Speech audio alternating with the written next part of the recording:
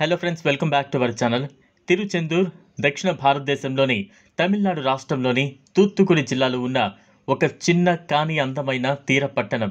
తిరుచెందూర్ మురుగన్ ఆలయం ప్రతి సంవత్సరం లక్షలాది మంది భక్తులు ఆకర్షిస్తూ ఉంటుంది. ఆలయ చరిత్ర మురుగన్ యొక్క అంతిమ యుద్ధం యొక్క కథలో పాతుకుపోతోంది. ఇది అతని పుట్టుక యొక్క ఉద్దేశంగా చాలామంది నమ్ముతారు.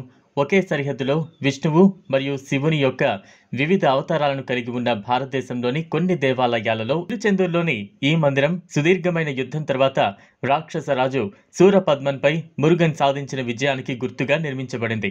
పురాణం ప్రకారం మురుగన్ సూరపద్మాన్ని పూర్తి చేసిన తర్వాత అతను తన తండ్రి శివుడికి కృతజ్ఞతలు చెప్పాలనుకున్నాడు.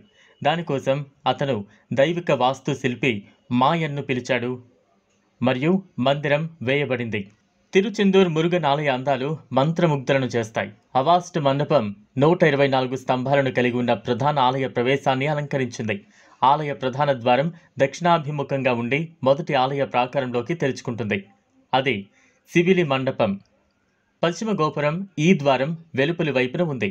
140 అడుగుల వరకు కొలిచే భారీ ప్రవేశ గోపురం దక్షిణ భారతదేశంలోని అతిపెద్ద ఆలయ సముదాయాలలో ఒకటిగా ఆలయాన్ని స్పష్టంగా సమర్థిస్తుంది. 9 అంతస్తులను కలిగి ఉందని సూచించడానికి గోపురం పైన 9 కలశాలు ఉన్నాయి. భక్తులకు స్వాగతం పలుకుతూ ఒక పెద్ద వినాయక విగ్రహం ఉంది. వెంకటేశ్వరుని మందిరంలో 12 మంది ఆళ్వారులు, గజలక్ష్మి, పల్లికొండ రంగనాథర్, శ్రీదేవి భూదేవి మరియు నీలాదేవి వర్ణించారు. మురుగు యొక్క 6 నివాసాలలో తిరుచెందూర్ మురుగన్ ఏకైక ఆలయం. ఇది సముద్ర తీరానికి సమీపంలో ఉంది. మిగిలిన 5 కొండ ప్రాంతాలలో ఉన్నాయి. ఇది మొత్తం భారతదేశంలోని అతిపెద్ద ఆలయ సముదాయాలలో ఒకటి.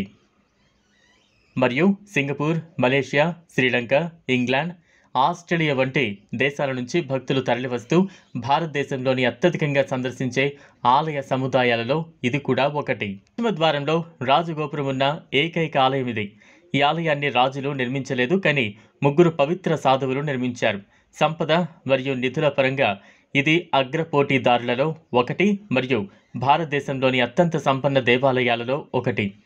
ఇంతటి మహిమగల దేవాలయాన్ని మీరు కూడా దర్శించండి. చూసారు కదా ఫ్రెండ్స్, ఇది ఇవాల్టి వీడియో.